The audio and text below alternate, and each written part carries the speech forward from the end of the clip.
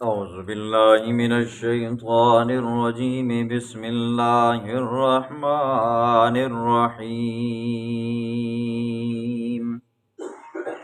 يا أيها النبي قل لأزواجك إن كنتن تردن الحياة الدنيا وزينتها فتعالين أمتعكن وأسرحكن سراحا جميلا وإن كنتن تردن الله ورسوله والدار الآخرة فإن الله أعد للمحسنات منكن أجرا عظيما یا نساء النبی من یأت منکن بفاحشة مبینة یضاعف لها العذاب ضعفین وکان ذلك علی اللہ یسیرا صدق اللہ العظیم۔ کل کے درس میں آپ نے انعامات خمسہ کو سنا، پھر ساتھ میں اللہ رب العزت بنو قریظہ کی پھینٹی لگائی، آپ نے اس کا بھی سنا۔ آج کے درس میں اللہ رب العزت واقعہ ایلا کو بیان فرمائیں گے۔ ان آیات کا شان نزول اور اس سے پہلے ایک چھوٹی سی تمہید سنیں تاکہ آیات سمجھ آ جائیں۔ 7 ہجری محرم الحرام کو غزوہ خیبر ہوا جی۔ اس میں مسلمانوں کی تعداد 1500 تھی، 1500 تھی، اور کفار کی تعداد 20,000 تھی۔ مسلمانوں میں سے 15 مسلمان شہید ہوئے اور کفار میں سے 93 کفار کیا ہوئے جی؟ مردار ہوئے جی۔ جیسے یہ غزوہ ہوا نا جی تو مسلمانوں کے حالات بدل گئے۔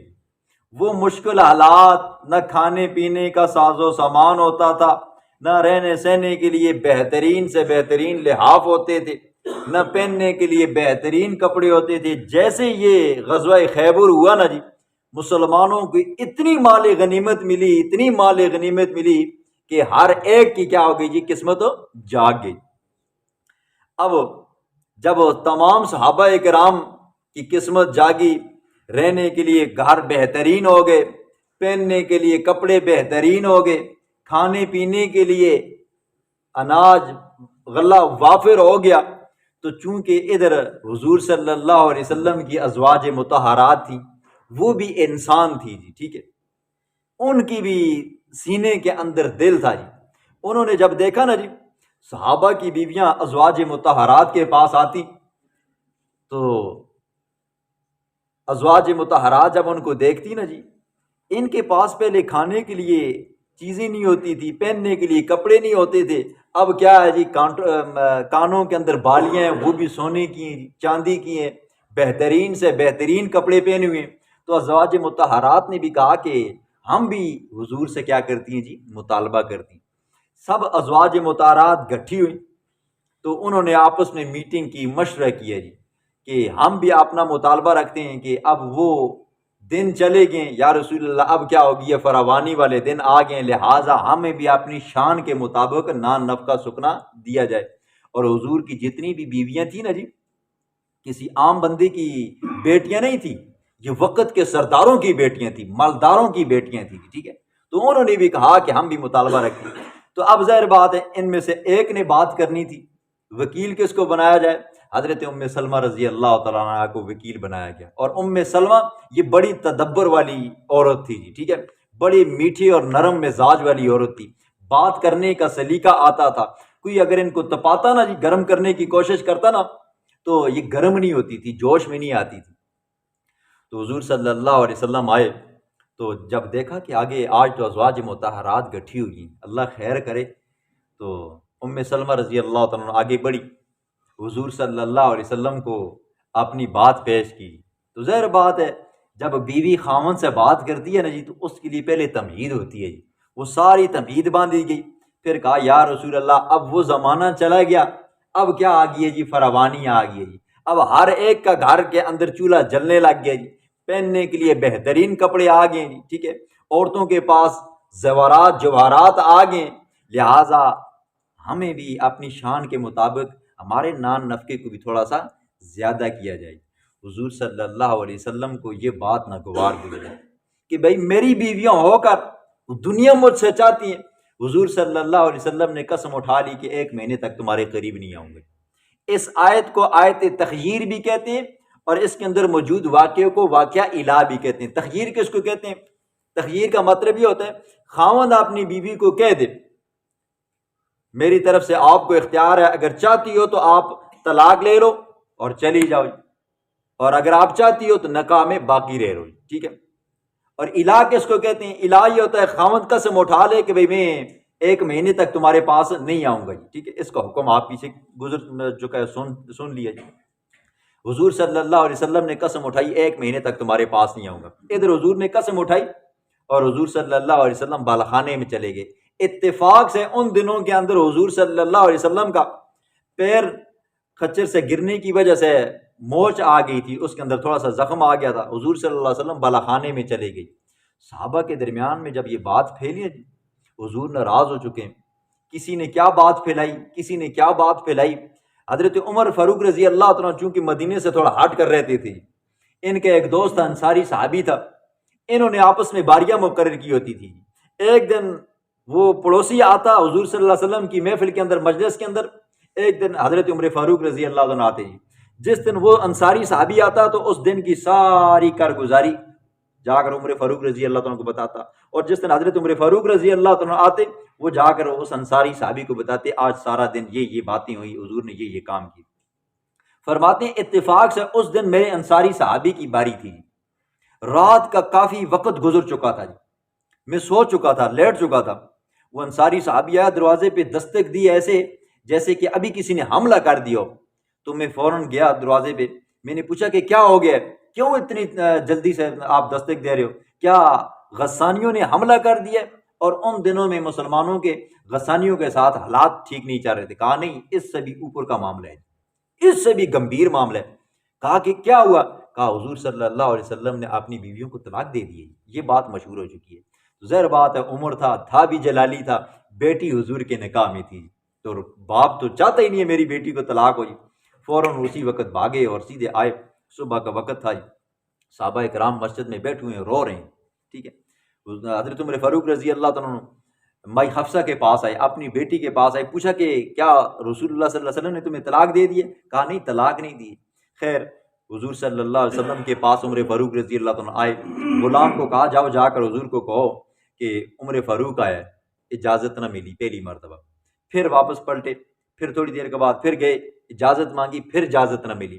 تیسری مرتبہ گئے تو اجازت مل گئی، جا کر دیکھا رسول اللہ صلی اللہ علیہ وسلم ایک چٹائی پہ لیٹے ہوئی، کھجور کے پٹھوں کی بنی ہوئی ہے، اور ان پٹھوں کا نشان جسم کے اوپر پڑ چکا ہے، ساتھ میں ایک گھڑا سا پڑا ہوا ہے مٹی کا، اس کے اندر پانی ہے۔ حضور عمر فاروق رضی اللہ عنہ نے دیکھا نا، کہا یا رسول اللہ، آپ اللہ سے دعا کیوں نہیں کرتے؟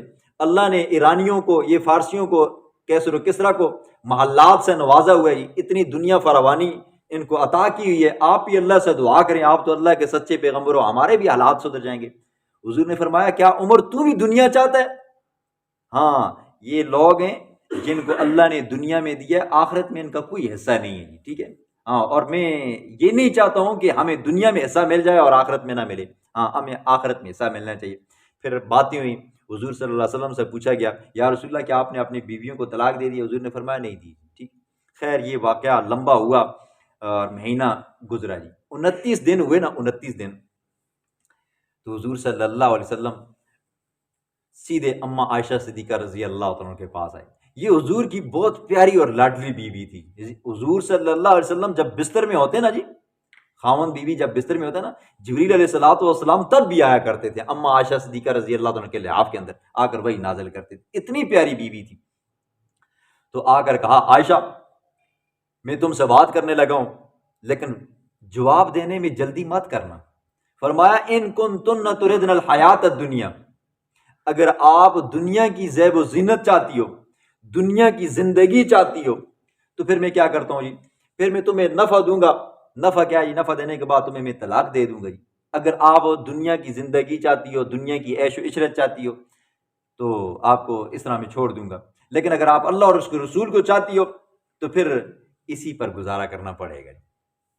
تو لہٰذا اب یوں کرو، جاؤ جا کر اپنے ابا جان ابو بکر صدیق سے مشورہ کر کے آؤ۔ کہنے لگی یا رسول اللہ اریدو، میں خود بھی ارادہ کرتی ہوں، میری اپنی بھی ایک رائے ہے، اس میں ابا جان سے کیا پوچھنا ہے؟ کہا میں ارید اللہ و رسولہ، میں اللہ اور اس کے رسول کی رضا چاہتی ہوں، مجھے نان نفقہ کچھ نہیں چاہیے، مجھے اللہ چاہیے اور اس کا رسول چاہیے۔ تمام ازواج مطہرات کا یہی جواب تھا حضور صلی اللہ علیہ وسلم۔ یہاں پر ایک مفسرین نے محدثین نے کمال کا ایک جملہ بھی لکھا ہے نا، جب 29 دن گزرے نا حضور صلی اللہ علیہ وسلم گھر میں آئے نا، اما عائشہ صدیقہ نے دیکھا یا رسول اللہ تو سن قسم مہینے دی چاہیے اسی دینا تو 29 دیہڑے ہوئے۔ حضور سنا کہ عائشہ 29 دیہڑے دا بھی کیا ہوتا ہے جی؟ مہینہ ہونا ہے جی، ٹھیک ہے۔ وہ پیار محبت بندے کو اپنی بیوی کے ساتھ پیار محبت کی باتیں کرنی چاہیے، ٹھیک ہے جی۔ ہاں ہر وقت بندے کا منہ ہوتا 24 گھنٹے نہیں بجے ہونے چاہیے، ٹھیک ہے۔ پیار محبت کی گلاں بندہ بیوی نہ نہیں کرتا جی، باہر والیاں نہیں کرتا جی۔ اس سے گھر کے حالات کیا ہوتے ہیں؟ مضبوط بھی ہوتے ہیں اور پیار محبت بڑھتا بھی ہے، اور کیا اتفاق کی یہ گھڑیاں بھی شروع ہو جاتی ہیں۔ تو اس واقعے کو اللہ نے بیان فرمایا جی۔ بسم اللہ الرحمن الرحیم، یا ایھا النبی، یہ دوسرا خطاب ہے۔ اے نبی، قل کہہ دینا میرا محبوب، لازواجک اپنی بیویوں کو، ان کنتن تردن الحیات الدنیا، اگر تم دنیا کی زندگی کو چاہتی ہو، اس پر رضامند ہو، وزینتہا، اور اس کی زیب و زینت کو، سونے ہیرے جواہرات کو چاہتی ہو، فتعالین، پس آؤ تم، امتعکن، میں تم کو نفع دوں گا، واسرحکن، میں تم کو چھوڑ دوں گا، سراحا جمیلا، بہترین طریقے سے جی، ٹھیک ہے۔ میں تمہیں نفع دوں گا، وہ جو نفع کے اندر، متع کے اندر کیا ہوتا ہے جی؟ ایک جوڑا کپڑوں کا دیا اور جان چھوڑ دی، ٹھیک ہے، اور بہترین طریقے سے چھوڑ دوں گا۔ یہاں پر ایک اور بات بھی سنو جی، کچھ ایسے بدبخت قسم کے بھی ہوتے ہیں نا جی، جو ایک طلاق دیتے ہیں پھر اس کے بعد بیوی کو ستاتے رہتے ہیں جی، ٹھیک ہے۔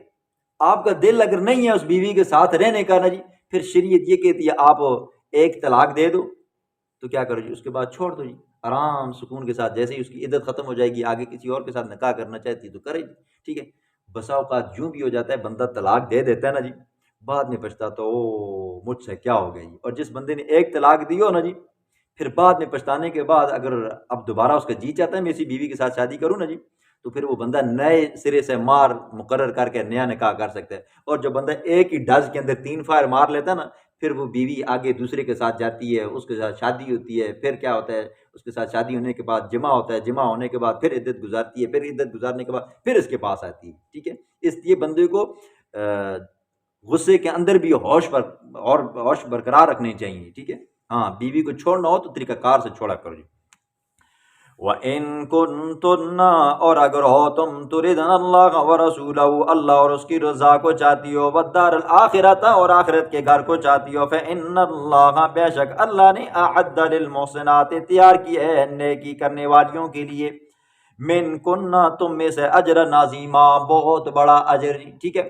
مفسرین نے یہاں پر کئی ساری حکمتیں لکھی ہیں، میں 2 حکمتیں آپ کے سامنے بیان کرتا ہوں۔ اللہ کے پاک پیغمبر نے کیوں اپنی ازواج مطہرات کو سونے ہیرے جواہرات زیورات یہ نان نفقہ سکنا کیوں نہیں دیا، ٹھیک ہے۔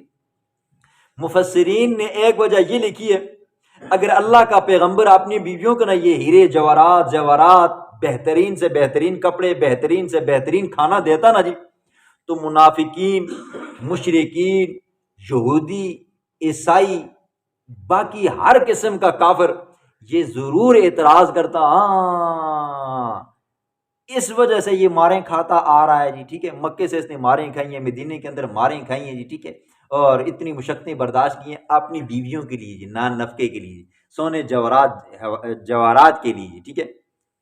بات کر سکتا تھا، منہ پھٹ بندہ کر سکتا تھا، اندر کا بیمار بندہ کر سکتا تھا، اللہ کے پیغمبر نے فرمایا کسی کو جرأت نہ ہو میری بیویوں کے اوپر اس طرح کی بات کرے۔ اور دوسری حکمت یہ بھی بیان کی ہے، اللہ نے جس طرح پیغمبر کو بطور نمونہ کے پیش کیا نا، اس طرح اللہ نے اپنے پیغمبر کی بیویوں کو بھی بطور نمونہ کے پیش کیا، ٹھیک ہے۔ جن عورتوں کے پاس سونے زیورات ہوتے ہیں نا جی، وہ تو ہیں ہی ہیں، لیکن جن کے پاس نہیں ہے، جن کی طاقت نہیں ہے جی، ٹھیک ہے، جن بیچاریوں نے کبھی سونا چاندی دیکھا ہی نہیں ہے، ٹھیک ہے، ہاں اگر کل اگر وہ افسوس کرتی ہیں نا جی تو ان کے دل کے اندر یہ حسرت نہیں ہونی چاہیے استی پڑوسن کو استی مسیری کو استی چاچی دھی کو یا کزن کو اتنا سونا ہے. ان کو چاہیے وہ نظر ڈالیں اپنی ماؤں کی طرف جی، ازواج مطہرات کی طرف. ہماری ماؤں کے پاس بھی سونا نہیں تھا، انہوں نے بھی زندگیاں گزاری ہیں، کیا ہے جی وہ ہماری اتنی شانوں والی، تاکہ غریب عورت ازواج مطہرات کو دیکھے اور اس کے دل کے اندر سے پھر سونے چاندی ہیرے جواہرات کی کیا ہو جائے جی حسرت ختم ہو جائے. اس لیے یا نساء النبی، اے نبی، یا نساء النبی، اے نبی کی بیویو، من یات منکن بفاحشہ، جو کوئی آئے تم میں سے بے فاحشہ، بالفرض بے حیائی کو جی، ٹھیک ہے، مبینۃ واضح، یضاعف لها العذاب، دگنا دیا جائے گا اس کو عذاب، ضعفین دگنا جی. اے پیغمبر کی بیویوں بالفرض اگر آپ میں سے کوئی ایک بے حیائی کو آتی ہے تو اس کو دگنا عذاب ملے گا. پہلا عذاب پیغمبر کی بیوی ہونے کی وجہ سے ملے گا، اور دوسرا عذاب اس وجہ سے ملے گا کہ آپ نے کیا کیا جی گناہ کیے جی، ٹھیک ہے. پھر جس بندے کی جتنی شان ہوتی ہے نا جی اس کو عذاب بھی کیا ہوگا جی اتنا ڈبل ہوگا جی، ٹھیک ہے. اس کی ایک مثال میں آپ کو دیتا ہوں جی.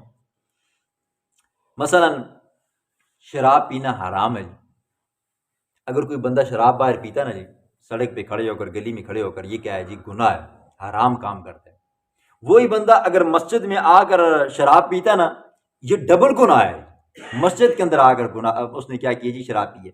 اور یہی بندہ اگر مسجد نبوی کے اندر جا کر کیا کرتا ہے شراب پیتا ہے تو اس کو مزید گناہ ہے. اور یہی بندہ اگر بیت اللہ کے اندر کھڑے ہو کر شراب پیتا ہے تو اس کو کیا ہے جی ڈبل گناہ ہے. اس کی دوسری مثال یوں سمجھو، ایک بندہ گھر کے اندر نماز پڑھتا ہے تو کیا ہے جی اس کو فرض نماز کا کیا ملتا ہے جی ثواب ملتا ہے، اور جامع مسجد میں آ کر ملتا ہے اس کو 25 نمازوں کا ثواب ملتا ہے. اور جو مسجد نبوی کے اندر پڑھتا ہے جی ٹھیک ہے اس کو 25 یا 50 لاکھ نمازوں کا ملتا ہے جی، ٹھیک ہے. اور جو بیت اللہ میں پڑھتا ہے اس کی اور کیا جی شانیں بڑھ جاتی ہیں. مقام کے اعتبار سے اور شان کے اعتبار سے عذاب کے اندر بھی دگنا ہو جاتا ہے، اور کیا ہے جی اجر کے اندر بھی کیا ہو جاتا ہے جی دگنا ہو جاتا ہے جی، ٹھیک ہے. یہ وجہ ہے. وَكَانَ ذَلِكَ عَلَى اللَّهِ يَسِيرًا، اور ہے یہ والی بات کون سی کہ اللہ آپ کو دگنا عذاب دے گا، ڈبل عذاب دے گا، یسیرن آسان، اللہ پر یہ بات بہت آسان ہے.